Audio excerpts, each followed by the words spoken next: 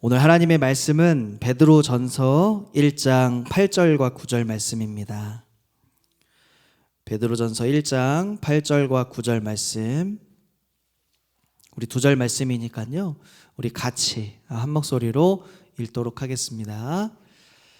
예수를 너희가 보지 못하였으나 사랑하는도다. 이제도 보지 못하나 믿고 말할 수 없는 영광스러운 즐거움으로 기뻐하니 믿음의 결국 곧 영혼의 구원을 받음이라.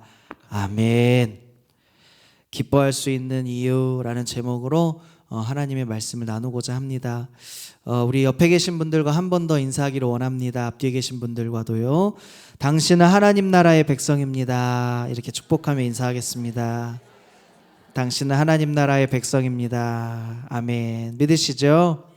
아멘. 오늘 이렇게 인사한 이유가 있습니다. 하나님 나라의 백성. 하나님 나라의 백성은 어떤 사람들인가? 이 말씀 속에 우리가 이 지혜를 얻을 수가 있다라는 겁니다. 베드로전서를 우리가 함께 나누게 될 텐데요. 이 베드로전서는 처음에 누구에게 쓰여진 하나님의 말씀인가? 오늘 우리가 읽진 않았지만 1장 1절에 보면 예수 그리스도의 사도 베드로는 본도, 갈라디아, 갑바도기아, 아시아와 비두니아에 흩어진 나그네라고 이야기를 합니다. 흩어진 나그네. 이 지역들이 주로 소아시아 지방입니다. 소아시아 지방에 살았던 신자들인데, 믿는 사람들인데, 그 중에서도 이방인으로서 믿는 사람들, 유대인으로서 믿는 사람들이 아닌 이방인이지만 주님을 믿는 사람들, 그런 사람들을 향하여 오늘 흩어진 나그네들이다, 이렇게 표현을 합니다. 그들을 향하여 베드로가 이제 이렇게 선포를 합니다. 그들을 향하여 어떻게 선포하냐면 베드로전서 2장 10절을 보니까 이렇게 선포해요. 같이 한번 읽어보겠습니다. 너희가 전에는 백성이 아니더니 이제는 하나님의 백성이요 전에는 긍휼을 얻지 못하였더니 이제는 긍휼을 얻은 자니라. 아멘. 너희가 전에는 무엇이 아니었습니까? 백성이 아니었다. 그러나 이제는 하나님의 백성이다 라고 이야기를 합니다. 우리가 이 말씀을 좀 더 잘 살펴보기 위해서 왜 그들을 향하여 백성이 아니다 이렇게 얘기를 했을까요? 처음에 이 역대상 구약으로 좀 넘어와서 29장 15절 말씀을 보면 다윗은 이렇게 하나님 앞에 고백을 합니다. 우리 한번 같이 읽어볼까요? 우리는 우리 조상들과 같이 주님 앞에서 이방 나그네와 거류민들이라. 세상에 있는 날이 그림자 같아서 희망이 없나이다. 이렇게 지금 고백을 합니다. 주 앞에서 우리가 나그네와 같다. 그리고 잠깐 이 땅에 왔다 가는 우거하는 자, 그들과도 같다. 이렇게 얘기를 합니다. 그러니까 베드로가 흩어진 나그네들, 이방인 신자들을 향하여 너희가 전에는 백성이 아니었지만 나그네와 같았지만 잠깐 우거하는 자와 또한 어려움을 당한 자들과 같았지만 이제는 그렇지 않다. 무엇이라고 얘기합니까? 하나님의 백성이다. 이제는 하나님의 백성이다. 이렇게 얘기를 합니다. 보호받는 백성도 아니었습니다. 이 백성이 아니라는 말은 보호를 받을 수 있는 사람이 아니라는 거죠. 그리고 나그네다라고 하는 건 떠도는 사람들이라고 이야기를 하면서 그들이 지금 처한 상황은 고난 중에 있다라고 하는 것을 이 단어를 통하여 알려주는 거예요. 흩어진 나그네, 또 백성이 아니었다라고 하는 말은 그들이 지금 처한 상황이 그렇게 좋지 않다라는 거예요. 고난이 있고 어려움이 있고 힘들다라고 하는 거예요. 그들에게 지금 어떠한 메시지를 선포하고자 하는 거냐면 소망의 메시지를 선포하는 겁니다. 위로하기 위하여 이 말씀을 썼던 것이죠. 오늘 하나님은 그런 그들을 향하여 그런 하나님의 백성이다라는 은혜를 베풀어 주시고 우리를 향하여 어떤 은혜를 베풀어 주십니까? 오늘 베드로전서 1장 3절의 말씀 한번 같이 읽어보겠습니다. 우리 주 예수 그리스도의 하나님을 찬송하리로다. 그의 많으신 긍휼대로 예수 그리스도를 죽은 자 가운데서 부활하게 하심으로 말미암아 우리를 거듭나게 하사 산 소망이 있게 하시며. 아멘. 아멘. 하나님을 찬송합니다. 왜요? 많은 긍휼대로 그리스도를 죽은 자 가운데서 부활하게 하심으로 말미암아 우리를 거듭나게 하사 무엇이 있게 하시며 산 소망이 있게 하시며. 거듭남에 대한 이야기를 하시면서 하나님의 백성은 거듭난 사람들이야, 이렇게 얘기를 하는 거예요. 우리 옆에 계신 분들에게 한번 물어보실까요? 당신은 거듭나셨습니까? 이렇게 한번 물어보세요. 당신은 거듭나셨습니까? 어떻게 대답하시겠습니까? 네, 거듭났습니다, 이렇게 얘기를 해야 되겠죠. 거듭났습니다. 믿으십니까? 거듭났습니다. 그런데 그 거듭난 그것에 대하여 그러면은 근거가 무엇이고, 그러면 어떤 방법으로 우리를 거듭나게 하셨고, 또 거듭나게 하신 목적이 그럼 무엇인가? 이것을 베드로는 말하고 싶었던 겁니다. 거듭남의 근거는 무엇입니까? 3절에 보니까 그분의 큰 긍휼을 따라서, 무엇을 따라서? 긍휼을 따라서 우리를 긍휼히 여겨주셨다는 거예요. 불쌍히 여기셨다는 거예요. 그리고 거듭남의 그럼 이유, 목적은 무엇입니까? 무엇을 위하여? 산 소망이 있게 하기 위하여, 소망을 주시기 위하여 우리를 긍휼히 여기셨다는 거예요. 그러면 어떻게 거듭나게 하셨습니까? 죽은 자들 가운데서 살아나신 누구의 부활? 예수 그리스도의 부활을 통하여 우리가 거듭나게 되었다라는 사실입니다. 이 사실을 믿으시기 바랍니다.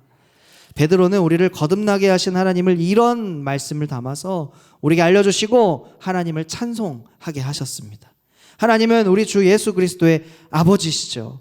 거듭남, 이것은요 단순히 구약의 어떤 용어가 아니에요.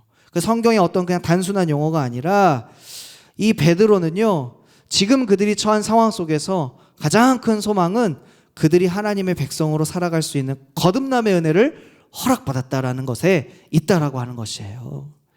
그래서 완전히 새로운 인생을 얻었음을 선포하고 있는 것입니다. 이 거듭남은요 사람들의 자격 때문에 얻어진 것이 아니에요. 무엇 때문에 얻어졌다 그랬죠? 긍휼, 하나님의 사랑 때문에 얻어졌다라고 이야기를 했습니다. 이 긍휼이라고 하는 건요 너무 놀라운 단어입니다. 왜냐하면 신약에도 물론 긍휼이라는 단어가 사용되었지만 구약에 보면 너무나도 많은 곳에 이 긍휼이라는 단어가 사용됐어요. 하나님이 이스라엘 백성들을 보면서 어떠한 긍휼을 베풀어 주셨습니까? 출애굽기 20장 6절에 보니까 하나님의 긍휼은요 이런 긍휼입니다. 나를 사랑하고 내 계명을 지키는 자에게는 1000대까지 은혜를 베푸시느니라. 아멘. 하나님은 이스라엘 백성들을 자녀 삼아 주시는 것뿐만 아니라 어떻게 하셨어요? 1000대의 은혜를 베풀어 주시려는 계획을 가지고 계셨던 것이죠. 또 출애굽기 34장 7절에 보니까 인자를 1000대까지 베풀며 악과 과실과 죄를 어떻게 하리라? 용서하리라. 인자를 1000대까지 베풀어 주시겠다. 끝없이 베풀어 주시겠다는 거예요. 은혜를 끝없이 베풀어 주시겠다라고 하는 것이 하나님의 긍휼인 줄 믿습니다.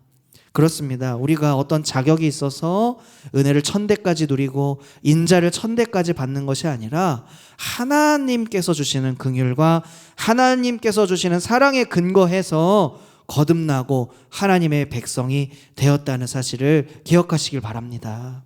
그래서 예수님의 죽음과 부활의 능력이 우리를 또한 거듭나게 하고, 왜냐하면 우리가 육체는 풀과 같고 연약해서 우리는 너무나도 부족하고 거듭날 수 있는 능력을 갖지 않기 때문에 주님의 부활만이, 주님의 죽으심과 부활만이 그 능력을 우리에게 나타내신다라고 하는 사실이에요. 이 거듭남의 목적은 그럼 무엇입니까? 무엇을 위하여 우리를 거듭나게 하셨고 하나님의 백성을 삼아주셨죠? 산 소망을 위해, 그렇죠? 산 소망을 위해 거듭나게 하셨어요. 왜 산 소망이라고 얘기합니까? 지금 백성들이 흩어진 나그네처럼 고난 중에 있습니다. 그들은 앞으로 또한 닥칠 어려움들이 있다는 거예요. 그것을 바라보면서 그 백성들의 마음이 어떻겠습니까? 우울하고 두렵기 마련이죠. 그러나 오늘 주님이 부활하셨다라는 사실을 알리기를 원했습니다. 다시 사셨고 하늘로 올라가신 우리 주님을 따라서 너희들에게 산 소망을 주시고 또 유업을 잊게 하시는 놀라운 축복을 그 소망 가운데 품게 하셨어요. 베드로전서 1장 4절의 말씀을 같이 한번 읽어보겠습니다. 썩지 않고 더럽지 않고 쇠하지 아니하는 유업을 잊게 하시나니 곧 너희를 위하여 하늘에 간직하신 것이라. 아멘. 우리에게 산 소망으로 주셨는데 그것은 유업이다라고 하는 거예요. 어떤 유업입니까? 썩지 않고 더럽지 않고 쇠하지 아니하는 유업. 이 거듭나게 하신 이유가 바로 하나님은 유업을 우리에게 주시기 위하심이에요. 먼저는 이 유업은요, 아브라함에게 먼저 주셨습니다. 창세기 12장 7절에 보면은 여호와께서 아브라함에게 나타나 이르시되 어떻게 말씀하시냐면 내가 이 땅을 내 자손에게 주리라 라고 하셨어요. 이 땅을 자손에게 주리라 라고 하는 건 유업이라고 이야기를 합니다. 이 땅의 모든 나그네들을 대표하는 사람을 아브라함이라고 우리가 볼 때에 주님을 믿게 된 이 나그네된 자들, 흩어진 이 나그네된 자들이 이 말씀을 통하여 먼저 위로와 소망을 얻었다라는 거예요. 그래서 지금도 유대인들은 어떤 것을 믿냐면 아직 하나님의 나라가 임하지 않았다라고 생각을 하고 앞으로 임할 하나님의 나라가 이스라엘이라는 나라가 온전히 회복되게 하신다는 그 이스라엘의 땅에 대한 그 회복에 대한 말씀으로 여전히 그렇게 이해를 하고 있어요. 그런데 하나님께서 우리에게 주시고자 하시는 유업은 어떤 유업입니까? 결코 없어지지 않고 가장 아름다운 것임을 이야기하는 거예요.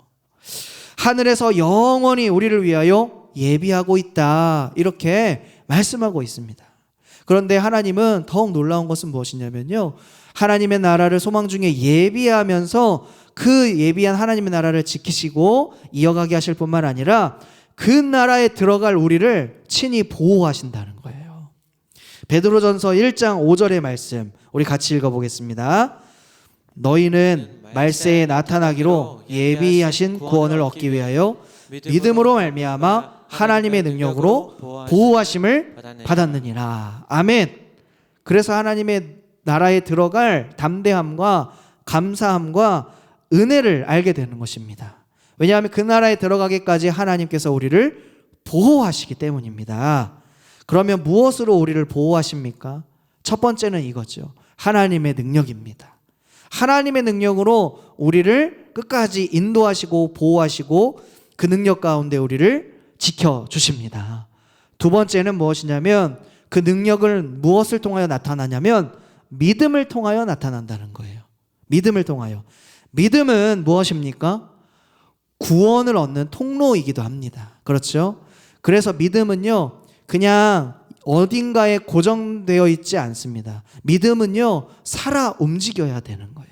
믿음은 그러한 특징을 갖고 있고, 그렇기 때문에 흩어진 나그네처럼 극심한 시련 가운데서도 굳건한 믿음을 통하여 우리는 거듭난 백성입니다 라는 그 믿음의 고백을 할 수가 있다라는 거예요. 그래서 이 구원을 선물로 얻는 놀라운 능력이 이 믿음 안에 있다라는 거죠. 그래서 믿음과 우리가 흩어진 나그네들처럼 고통과 어려움 중에 살아가야 하는, 믿음을 지키면서 살아가지만 너무나도 힘든 세상 가운데 살아가야 하는 그 시련을 당하는 그 관계 속에서도 이 믿음이라는 건 그 속에서 빛이 난다는 거죠. 1장 6절, 우리 베드로전서 1장 6절도 같이 읽어보겠습니다. 그러므로 너희가 이제 여러 가지 시험으로 말미암아 잠깐 근심하게 되지 않을 수 없으나 라고 이야기합니다. 그렇죠? 자, 여기까지만 보면 이 믿음과 시련의 관계, 특별히 6절의 말씀 가운데 여러 가지 시험, 너희가 여러 가지 시험으로 말미암아 근심하게 될 수 있다라고 이야기합니다. 우리가 받는 시험은 어떤 것들입니까? 저와 여러분들이 믿음을 통하여 받는 시험들이 무엇입니까? 시련들이 무엇입니까? 오늘 베드로전서는 이렇게 증거하고 있어요. 베드로전서 2장 12절 말씀, 어떠한 시험을 받습니까? 너희가 이방인 중에서 행실을 선하게 가져 너희를 악행한다고 비방하는 자들로 하여금 너희 선한 일을 보고 오시는 날에 하나님께 영광을 돌리게 하려 함이라. 이방인 중에서 행실을 선하게 가졌는데 너희를 악행한다고 비방하는 자들이 있다라고 하는 거예요. 우리가 믿음으로 살려고 하면 할수록 세상은 어떻게 얘기합니까? 인정하지 않고 악하다고 이야기를 할 수도 있고 또 비방할 수도 있고 또 이렇게 얘기합니다. 베드로전서 4장 14절의 말씀 같이 한번 읽어보겠습니다. 너희가 그리스도의 이름으로 치욕을 당하면 복 있는 자로다. 영광의 영 곧 하나님의 영이 너희 위에 계심이라. 예수님의 이름 때문에 무엇을 당합니까? 치욕을 당합니다. 이렇게 우리가 삶을 살다 보면, 믿음으로 살다 보면 치욕을 당할 때가 있고 또 선한 일을 했지만 인정받지 못할 때가 있고, 그리고 비방하는 자들을 통하여 우리가 어려움을 당할 수도 있다라고 하는 거예요. 특별히 이런 일을 우리가 전도를 통하여 경험하지 않습니까? 복음을 전할 때에 반대로 이러한 경험들을 당하게 된다라는 거예요. 우리가 선한 일을 향하도 비방을 받을 때에, 또 예수님의 이름을 전할 때에지만 치욕을 당할 때에 우리가 보통은 선을 행하면 기대하는 바가 있지요. 무엇입니까? 선을 베풀었으니까 선으로 돌아오는 것을 당연히 기대합니다. 그런데 그런 결과가 나오지 않을 수 있다는 거죠. 그럴 때에 우리는 마음이 어떻죠? 때로 화가 나기도 하고 때로는 분노가 나오기도 하고 아프기도 합니다. 그런데 오늘 말씀에서 발견할 수 있는 소망은 무엇입니까? 이것이 잠깐이다라는 거예요. 베드로전서 1장 6절의 말씀을 보니까 여러 가지 시험으로 말미암아 잠깐 근심하게 될 수 있다라는 겁니다. 성경은 하나님의 진리의 말씀을 환난이나 핍박이 빼앗아 갈 것이다, 너희들의 그 모든 것들을 빼앗아 갈 것이다, 세상의 염려나 근심이 그것을 빼앗아 갈 것이다 라고 이야기를 하면서 요한복음에 이렇게 증거합니다. 요한복음 15장 19절의 말씀 같이 읽어보겠습니다. 너희가 세상에 속하였으면 세상이 자기의 것을 사랑할 것이나 너희는 세상에 속한 자가 아니요 도리어 내가 너희를 세상에 택하였기 때문에 세상이 너희를 미워하느니라. 아멘. 세상이 우리를 미워한다고요? 어떻게 받아들여야 됩니까? 예수님이 말씀하셨어요. 당연한 것이다 라고 이야기를 하신 거예요. 세상이 우리를 미워하면, 세상이 우리에게 환난을 가하고 핍박을 가하면 그것이 이상한 것이 아니다, 당연한 것이다, 오히려 세상이 그렇게 할 것이다 라고 하는 것이에요. 세상은 원래 믿는 자들의 기쁨을 함께 즐거워할 수가 없습니다. 할 수만 있다면 세상을 더 사랑하게 만들어버리게 하고 세상과 타협하지 않으면 어떻게 합니까? 미워합니다. 그런데 이러한 시험은 우리에게 필요하기 때문에 주어졌다라고 하시는 거예요. 6절에 우리가 읽었듯이 근심하게 되지 않을 수 없으나 라는 이 말은요, 바꾸어서 말하면 우리에게 필요하다는 거예요.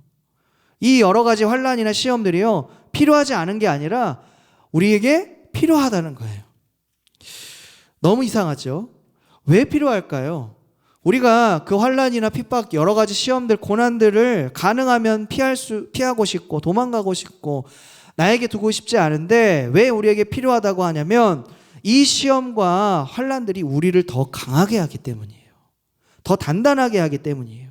우리가 무언가를 향상시키고 싶고 발전하게 하고 싶으면 시험을 통과해야 될 필요가 있다라고 하는 것이죠. 지금 여러분들은 어떤 시험을 통과하고 계십니까? 어떤 시련을 마주하고 계시고 어떻게 통과하고 계십니까? 그리고 그 시련을 만날 때에 이렇게 생각하십니까? 그래, 하나님께서 나에게 지금 어쩌면 필요한 것을 주셨구나. 어쩌면 내가 성장하기 위하여 하나님이 이러한 것들을 예배하고 계셨구나 라는 것들을 깨닫게 되는 것입니다. 아니면 왜 하필 나에게 이런 시험을 주셨을까? 이렇게 생각하시진 않습니까? 그런데 중요한 것은 이것입니다. 시험에는요, 시련에는요, 반드시 끝이 있습니다. 반드시 끝이 있어요. 이것을 잘 통과하는 자에게 그럼 무엇이 예비되어 있냐면 상이 예비되어 있습니다. 베드로전서 1장 7절의 말씀을 같이 읽어보겠습니다. 너희 믿음의 확실함은 불로 연단하여도 없어질 금보다 더 귀하여 예수 그리스도께서 나타나실 때에 칭찬과 영광과 존귀를 얻게 할 것이니라. 아멘. 어떠한 복입니까? 첫 번째는 칭찬이죠. 하나님의 칭찬. 주님은 달란트 비유를 신약에서 말씀하실 때 달란트를 남긴 그 종들을 향하여 이렇게 얘기했습니다. 잘하였다, 착하고 충성된 종아. 내가 적은 일에 충성하였음에 많은 일을 내게 맡기리니 내 주인의 즐거움에 참여할지어다. 아멘. 하나님께서 저와 여러분 삶에 이런 환경, 어려운 것들을 허락하시는 것은 여러분들의 믿음, 저와 여러분들의 믿음을 단련시키고 더 거룩하게 하여서 충성된 하나님의 사람으로 만드시기 위함임을 믿습니다. 그리고 두 번째는 하나님이 우리에게 영광을 주신다는 겁니다. 이 땅에 있을 때에 매일의 삶에서 조금씩 주님을 닮고 그 형상을 따라가면 주님이 나타나실 때에 결국 예수 그리스도의 형상을 나타내게 하신다라는 거예요. 시험을 통과하면서 결국 내가 그리스도를 더 닮아가게 된다라는 거예요. 그리고 그 열심히 주님을 닮으려고 달려나아갔을 때에 주님이 다시 오실 그날에 우리가 결승선에서 누리게 될 그 기쁨, 그 즐거움을 누리게 되는 것입니다. 세 번째는 주님이 주시는 복 중에 세 번째는 존귀함이에요. 존귀함. 하나님을 섬기는 자를 하나님이 어떻게 여기시냐면요, 귀하게 여기시고 존귀하게 여겨주세요. 주님 앞에 우리가 섰을 때에 주님을 더욱 닮고 또 하나님 앞에 우리가 섰을 때에 인정을 받고 존귀함을 받는다라는 것이 우리가 시험을 통과할 때에 주어지는 하나님의 복인 줄 믿습니다. 삶에서 여러 가지 어려운 일들이 있어도 우리가 기뻐할 수 있는 이유는 나에게 다가오는 여러 가지 시련들, 시험이 나에게 필요하기 때문에, 또 나를 단련시키셔서 거룩하게 하시기 위해서 주님이 오시는 날 칭찬과 영광과 존귀를 얻게 하기 위한 것임을 믿기 때문인 줄 우리가 기억하시길 바랍니다. 그런데 무엇보다 중요한 것이 이거죠. 1장 9절의 말씀입니다. 같이 한 번 더 읽어보겠습니다. 믿음의 결국 곧 영혼의 구원을 받음이라. 아멘. 믿음으로 인하여 우리에게 얻어지는 축복은 무엇입니까? 영혼의 구원입니다. 영혼의 구원. 우리 믿음의 목표가 이것이죠. 이러한 믿음을 가진 자, 이러한 믿음을 가진 저와 여러분은 순종으로 말미암아 하나님을 사랑하는 자들, 그 사람들로서 영혼의 구원을 받으신 줄 믿습니다. 저에게도요, 아직 이렇게 돌아보면 예수님을 믿지 않는 친구들이 있습니다. 예수님을 믿지 않는 사람들이 있는데 한번 생각해 봤어요. 그 친구들이 살아가면서 겪는 어려움들, 여러 가지 문제들, 이것이 저와 크게 다를까 다르지 않을까라는 걸 생각해 봤습니다. 근데 결론은 무엇일까요? 어려움이 크게 다르지 않다는 거예요. 그런데 문제는 무엇이냐면 그리스도인들이라고 하면서 이 믿지 않는 사람과 사실 그 어려움들이 별반 다르지 않다는 데 있어요. 그 친구들이 괴로워하고 낙심하는 일에 저도 똑같이 그렇게 하고 있다는 거예요. 저도 똑같이 낙심하고 저도 똑같이 걱정, 근심하고 있다는 거죠. 사도 바울은 우리들을 향하여 어떻게 얘기했습니까? 성도들을 향하여 가난한 자 같은데 부한 자구나. 그리고 근데 저는 오히려 제 모습을 보면서 나는 부한 자 같은데 마치 가난한 자처럼 살아갔구나 라는 것을 깨닫게 되었습니다. 모든 것을 가진 자인데 아무것도 없는 자처럼 걱정하고 근심하고 염려했구나 라는 것이죠. 우리는 그런데 이 베드로의 말씀처럼 하나님의 은혜처럼 기뻐할 수가 있어요. 우리가 앞에서 쭉 살펴보지 않았습니까? 왜 기뻐할 수 있습니까? 하나님께서 우리의 믿음을 친히 단련시키시고 이러한 환경을, 어려움을 허락하신 것은 나를 사랑하시는 하나님 아버지로서 나에게 그 시험을 허락해 주신 거예요. 그러니까 이 시련이 나에게 우연처럼 다가온 것도 아니고 나를 넘어뜨리려고 다가온 것도 아니고 아버지로서 사랑하는 자녀에게 더 성장하기 위하여, 더 주님의 길을 걸어가기 위하여 주시는 그 한 가지의 시련처럼 바로 우리에게 그 시련을 허락하셨다라는 것이죠. 그 믿음, 우리가 하나님께서 우리를 택하여 주셨고 또 주님을 떠나지 않는 그 자녀로서 인정해 주시며 보호하시고 또 영원하고 또 너무나도 아름다운 그 하늘나라, 그 소망을 가지고 우리에게 그 믿음을 통하여 유업을 얻게 하심을 믿고 우리가 기뻐할 수 있는 이유, 바로 이 사실 속에서 우리의 기쁨을 회복하시고 우리의 즐거움을 회복하시고 또 우리의 믿음을 회복하시고 또 성장해 가시는 저와 여러분 다 되시기를 예수님의 이름으로 축복합니다. 아멘. 함께 찬양하고 기도하겠습니다. 내게 허락하신 시련을 통해 나의 믿음